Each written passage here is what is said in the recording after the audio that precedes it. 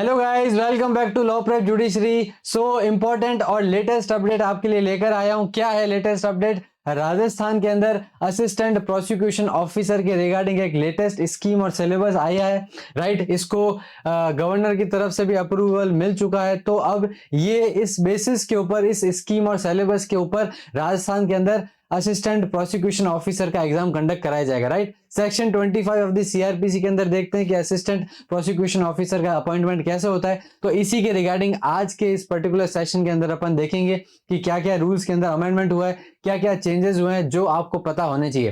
पहली बात आपको क्लियर कर देता हूं। पहली चीज तो ये है, इस पर्टिकुलर सेशन के अंदर जो मेन चीजें या मेन चेंजेस इंट्रोड्यूस हुए हैं, वो फर्स्ट तो ये है कि अब राजस्थान में एपीओ का एग्जाम प्री और मेंस दो स्टेजेस के अंदर एग्जाम करवाया जाएगा। पहले जो इंटरव्यू कंडक्ट करवाया जाता था, अब इंटरव्यू स्टेज को ही वहां से हटा दिया गया। मतलब प्री और मेंस के बेसिस पर वहां पर मेरिट बनाई जाएगी, मतलब मेंस के बेसिस पर वहां पर मेरिट तैयार की जाएगी। सेकंड, यहां पर जो 2 साल का एक्सपीरियंस पहले हुआ करता था कि अगर कोई पर्सन जिसके पास में एटलीस्ट 2 साल का एक्सपीरियंस है एज ए एडवोकेट या उसने 2 साल प्रैक्टिस की हो, वही लोग वहां पर एपीयू का एग्जाम दे सकते थे। अब ये भी क्राइटेरिया हटा दिया गया है। सो यहाँ पर इसका क्या मतलब है कि जिन भी पर्सन के पास में, जिन भी लोगों के पास में लॉ की डिग्री है, चाहे professional degree LLB 3 year LLB हो या 5 ईयर इंटीग्रेटेड कोर्स आपने कर रखा है, तो वो सभी लोग भी यहाँ पर एलिजिबल है इस पर्टिकुलर एग्जाम को देने के लिए। राइट, सो ये एक बहुत ही अच्छी न्यूज आई है। राइट, यहां पर फ्रेशर्स भी यहां पर इस पर्टिकुलर एग्जाम को यहां पर इस बार दे सकते हैं। राइट, अब देखो यहां पर अपन देखेंगे कि इस रूल्स को कहा जाएगा Rajasthan prosecution subordinate service amendment rules 2024। ये रूल्स अभी इस बार बने गए और they shall come into force from the date of their publication in the official gazette. Official gazette के अंदर जब भी नोटिफाई हो जाएंगे, उस दिन से ये रूल्स इफेक्टिव हो जाएंगे राजस्थान के अंदर। राइट, अब इसके अंदर अपन जो दूसरी चीज है जो अपने को ध्यान में रखनी है कि एज वाला पॉइंट। अब यहाँ एज लिमिट के रिगार्डिंग यहाँ पर अपन देखेंगे कि क्या यहाँ पर पॉइंट्स बता रखे हैं। तो 21 ईयर्स मिनिमम एज होनी चाहिए और मैक्सिमम जो है 40 ईयर्स होनी चाहिए। मिनिमम एज इज 21 और मैक्सिमम एज 40 ईयर्स। ओके, ये जनरल कैटेगरी के लिए मैं आपको बता रहा हूं। और अपर एज यहाँ पर लिमिट भी बता रखी है जो रिलैक्स हो सकती है। 5 years relaxation is allowed in the case of male candidates belonging to SC, ST, backward classes, more backward classes and economically weaker sections। और 5 साल का रिलैक्सेशन दिया जाएगा वुमेन कैंडिडेट्स जो बिलोंग करती है जनरल कैटेगरी को भी। मतलब अगर कोई भी महिला जो जनरल कैटेगरी से बिलोंग करती है तो वो 45 ईयर्स की एज तक इस पर्टिकुलर एग्जाम का फॉर्म भर सकते हैं। राइट, फिर 10 इयर्स दे रखा है in case of women candidates belonging to SC, ST, more backward classes और इकोनॉमिकली वीकर सेक्शंस। राइट, फिर आगे इसके अंदर अपन देखते हैं और क्या क्या इसके अंदर चेंजेस इंट्रोड्यूस हुए हैं। दूसरा इसके अंदर जो पॉइंट आपको ध्यान में रखना है वो ये आ जाएगा पर्टिकुलरली कि इसके अंदर विडो वाला जो पॉइंट है कि in the case of widow she will have to furnish a certificate of death of her husband. ये सारी चीजें उसको फर्निश करनी पड़ेगी और कोई भी अपर एज लिमिट नहीं है।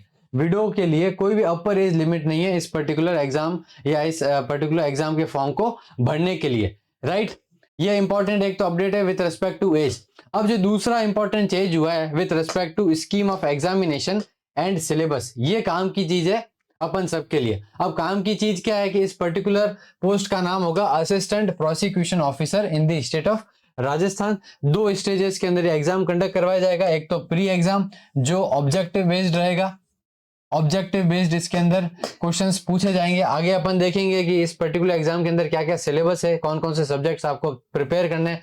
और दूसरी स्टेज रहेगी मेंस एग्जामिनेशन की।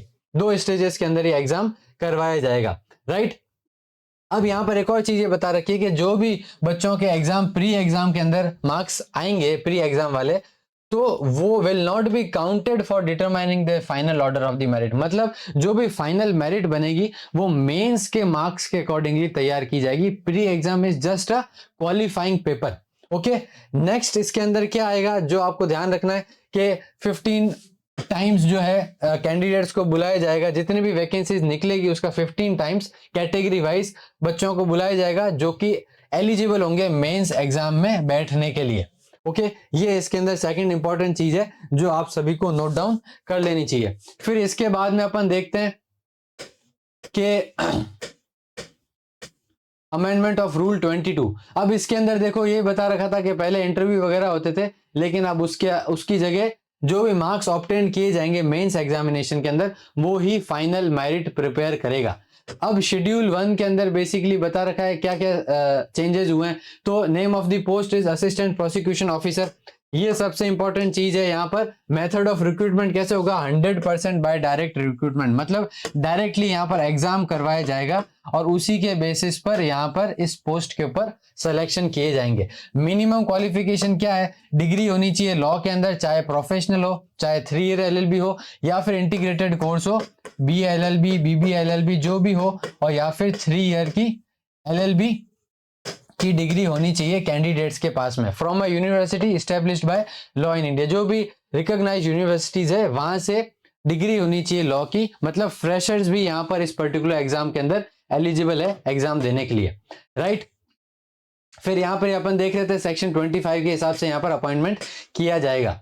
अब यहाँ पर दूसरी चीज जो आपको ध्यान रखनी है कि इसके अंदर सिलेबस वेटेज वगैरह क्या होगा। अब प्री एग्जाम जो है वो ऑब्जेक्टिव टाइप एग्जाम रहेगा यहाँ पर, जिसके अंदर 70% जो वेटेज रहेगा वो लॉ क्वेश्चन से आएगा। 70% जो वेटेज रहेगा वो लॉ के क्वेश्चन से रहेगा और 30% जो वेटेज है वो हिंदी और इंग्लिश के सब्जेक्ट से रहेगा, हिंदी और इंग्लिश के सब्जेक्ट से रहेगा। तो इसका यही मतलब है कि जैसे आरजेएस का भी पैटर्न रहता है, आरजेएस की भी जब अपन प्री एग्जाम्स की बात करते हैं तो वहां पर भी टोटल 100 क्वेश्चंस आते हैं और 70% क्वेश्चंस लॉ से आते हैं, बाकी रिमेनिंग क्वेश्चंस 30% लैंग्वेज पेपर से पूछे जाते हैं, राइट। तो marks obtained in the pre exam shall not be counted towards the final selection, ये इंपॉर्टेंट लाइन है। तो इसका मतलब है कि प्री एग्जाम सिर्फ क्वालिफाइंग पेपर रहेगा, राइट। अब देखो यहां पर ऐसा भी कहीं नहीं लिखा है कि कोई नेगेटिव मार्किंग रहेगी, तो इसका ये मतलब है कि क्योंकि अलग से बता नहीं रखा है कोई नेगेटिव मार्किंग होगी या नहीं होगी प्री एग्जाम में, तो इसका मतलब है कि यहां पर कोई भी there is no negative marking as well, कोई भी नेगेटिव मार्किंग नहीं रहेगी, there is no negative marking, क्योंकि नहीं तो अलग से लिखा हुआ होता, राइट। अब इसके अंदर आगे अपन देखते हैं और क्या क्या चेंजेस इंट्रोड्यूस किए जाएंगे। मेंस एग्जामिनेशन का भी यहाँ पर बता रखा है कि क्या क्या पैटर्न रहेगा। मेंस के बेसिकली 2 पेपर रहेंगे, एक तो लॉ का पेपर रहेगा जो आपके 300 मार्क्स का रहेगा और उसका ड्यूरेशन रहेगा 3 आवर्स, 300 मार्क्स और 3 आवर्स का, और दूसरा होगा लैंग्वेज का जिसके अंदर जनरल हिंदी जनरल इंग्लिश आएगा। इसके अंदर एसेज वगैरह पूछे जाएंगे, जैसा आरजेएस के अंदर पैटर्न रहता है ऐसे वगैरह हो गए, या ट्रांसलेशन वगैरह प्रेसी भी पूछी जा सकती है जो 50-50 मार्क्स का रेस्पेक्टिवली होगा और 2 घंटे का ये पेपर रहेगा, राइट। अब इसके अंदर एक और इंपॉर्टेंट चीज ये है कि मिनिमम क्वालिफाइंग मार्क्स हर पेपर के लिए 40% लाना ही पड़ेगा, मतलब ये मिनिमम है, ऐसा नहीं है कि कट ऑफ है। This is not cut off, this is the minimum marks which the candidate have to secure to come in the final merit list, okay. ये इसके अंदर आपको ध्यान में रखना है। अब यहां पर बता रखा है स्टैंडर्ड ऑफ द पेपर 2 जो है will be that of senior secondary level, right. जो स्टैंडर्ड आएगा यहां पर जनरल हिंदी और इंग्लिश वाला वो सीनियर सेकेंडरी लेवल का होगा, मतलब 12th के लेवल का अपन क्वेश्चंस एक्सपेक्ट कर सकते हैं। जैसे ग्रामर के आते हैं प्री के अंदर जो ग्रामर के क्वेश्चंस पूछे जाएंगे वो 12th स्टैंडर्ड के या 12th लेवल के यहाँ पर क्वेश्चंस पूछे जाएंगे, और एक कंपलसरी होगा to appear in each and every paper of the written test. यहाँ फिर law paper is design to test the practical knowledge of the candidate in criminal law, क्योंकि असिस्टेंट प्रोसिक्यूशन ऑफिसर जो है वो क्रिमिनल कोर्ट्स के अंदर काम करेंगे, उनका वहां पर जॉब प्रोफाइल रहता है, सो उनका एक्सपर्टाइज होनी चाहिए क्रिमिनल लॉ के अंदर। It is expected that they must have a sound knowledge with respect to criminal laws, okay, and framing of charges in the criminal cases, right. अब इसके अंदर अपन आगे देखते हैं कि सिलेबस क्या रहेगा इस पर्टिकुलर एग्जामिनेशन के अंदर, सिलेबस क्या रहेगा। पेपर 1 लॉ के अंदर अपन सब्जेक्ट्स की बात करते हैं। यहाँ पर सब्जेक्ट 1 जो है वो है IPC 1860, evidence act, CrPC, schedule caste and schedule tribes, prevention of atrocities act 1989, POCSO 2012, JJ act 2015, probation of offenders act 1958, arms act, Rajasthan excise act, Rajasthan public examination of unfair means act 1992 और Rajasthan public examination measures for prevention of unfair means in recruitment act 2022। तो ये basically मोटा मोटा आपके syllabus रहेगा, pre के अंदर भी और मेंस के अंदर भी, दोनों का सेम ही यहाँ पर रहेगा। और लैंग्वेज का यहाँ पर बस ये बता रखा है जनरल हिंदी और जनरल इंग्लिश। तो प्री के अंदर अपन एक्सपेक्ट कर सकते हैं ग्रामर से क्वेश्चंस पूछे जाएंगे, संज्ञा, सर्वनाम, ये सारी चीजें। इंग्लिश के अंदर टेंस, प्रोनाउंस और ये सारी चीजें, यहाँ से ग्रामर का पोर्शन आपके कवर किया जाएगा। और फिर डिटेल्ड सिलेबस जो है वो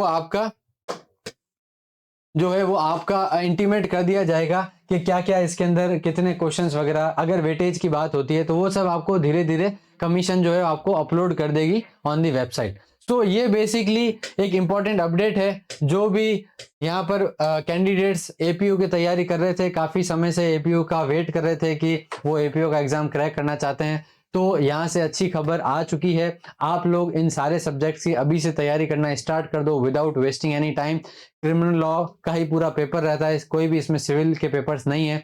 तो अच्छे से क्रिमिनल लॉज के सारे सब्जेक्ट्स को अच्छे से कवर कर लो, और ये जितने भी यहाँ पर दूसरे सब्जेक्ट्स है उसको भी आप साथ साथ में प्रिपेयर करते रहो, और मैक्सिमम एमसीक्यूज की प्रैक्टिस भी आप स्टार्ट कर दो। ठीक है, okay. So this is the important update which you must be aware of. So this is me Hiten Joshi signing off. Thank you. Next video में मिलते हैं, और ऐसे ही अच्छे इंटरेस्टिंग वीडियोस को देखने के लिए keep follow law prep judiciary. Thank you so much.